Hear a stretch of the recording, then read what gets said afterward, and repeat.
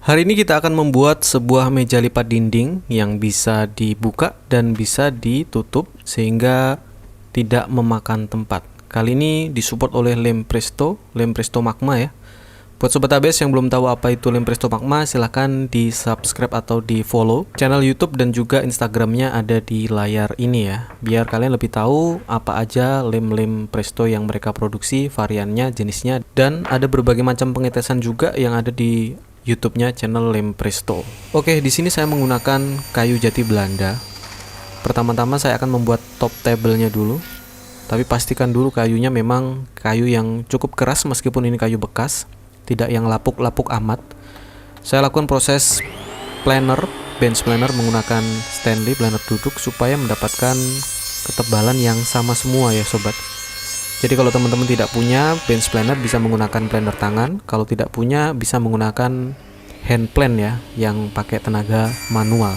Dan saya ratakan di satu sisi menggunakan mesin bukan jointer tapi bisa difungsikan sebagai jointer, yaitu mesin panel saw. Dengan panel saw ini bisa mendapatkan satu sisi edging yang rata 100%, dan setelah itu saya akan potong lagi dengan ukuran yang sama di table saw juga menggunakan rib fence-nya. Nah, setelah itu baru kita akan melakukan proses pengeleman.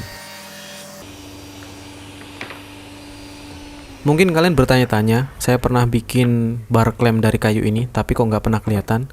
Nah, ini saya pakai lagi. Jadi memang jarang sekali saya gunakan karena di ABS sendiri saya sering sekali menggunakan produk-produk dari plywood, finishing HPL, finishing kertasif yang basicnya sudah panel dari papan. Sehingga saya tidak perlu ngeklaim-ngeklaim lagi. Saya lebih suka pakai paku tembak. Untuk lem Presto Magma sendiri, ini kental tapi ringan, bebas formalin sudah pasti, keringnya itu cepat, filmnya bening, dan yang pasti kalau kekuatannya nggak usah diragukan lagi. Plus yang paling penting, lem Presto Magma ini lebih terjangkau harganya dibandingkan dengan lem Presto DN, tapi kualitasnya masih kualitas Presto punya.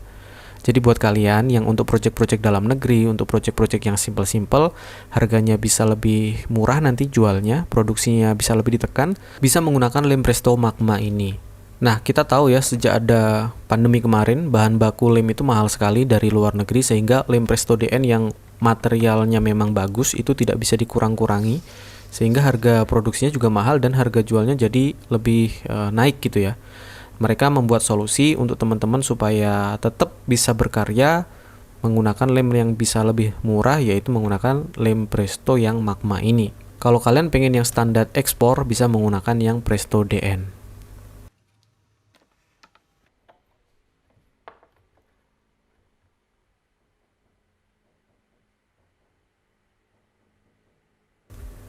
Oke, ini setelah kering kurang lebih 2 jam, kita lepasin aja klem-klemnya, kemudian kita akan proses kembali. Jadi untuk klem ini sendiri saya ulas lagi ya. Kalau memang ada kendala di kekuatannya, teman-teman pasti akan bisa mengimprove-nya seiring dengan penggunaan. Jadi kalau teman-teman sudah bisa bikin, kemudian dipakai ada kendala, itu teman-teman bisa perbaiki dan improvisasi menjadi lebih bagus. Jadi nggak usah khawatir ya. Kalau memang kurang yakin dan kurang kuat, bisa menggunakan material yang dari besi. Nah, di sini saya garis menggunakan jangkar tadi.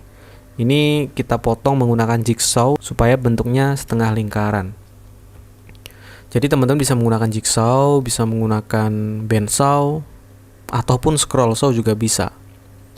Bahkan pakai table saw juga bisa ya.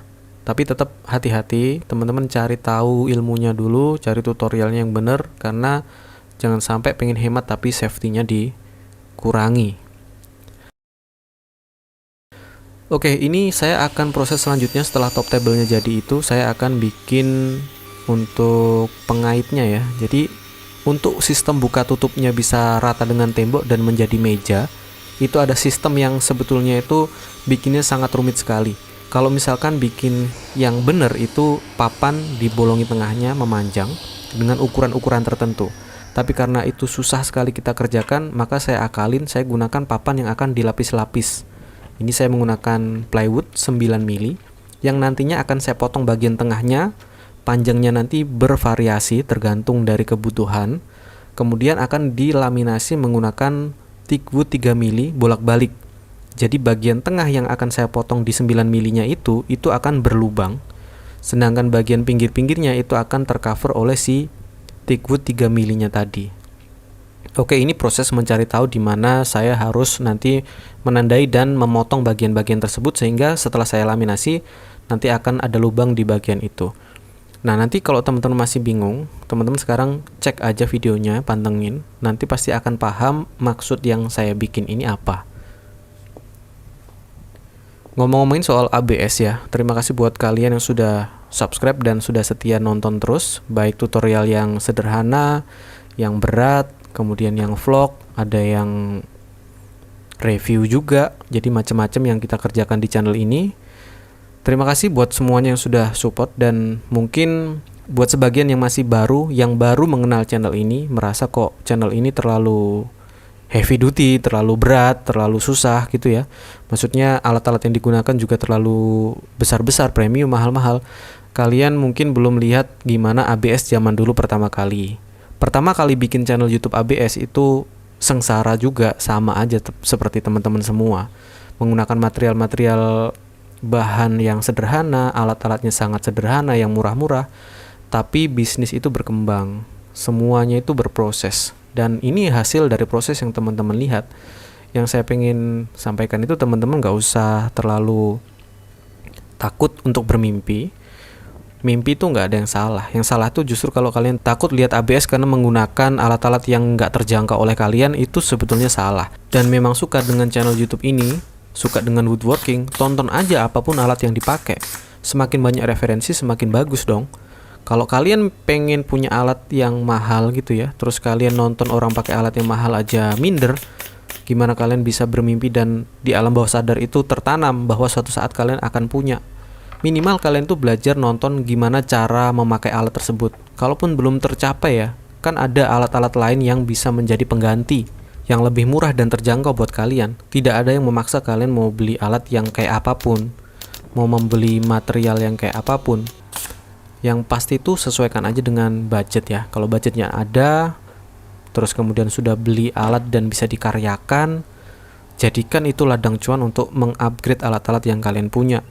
Kalau di sini saya itu selain memang buat kerja, buat hobi, juga kan buat entertain, buat mengedukasi juga. Jadi jangan ditiru gitu loh kalau ABS memang menggunakan alat-alat yang bagus-bagus, yang mahal-mahal. Banyak juga alat-alat itu yang dapat dari endorse, tetapi bukan cuma di review. Di ABS itu alat yang di endorse, yang dikasih itu memang dipakai dan dicontohkan bener-bener gitu ya, menggunakannya itu menggunakan untuk kerja.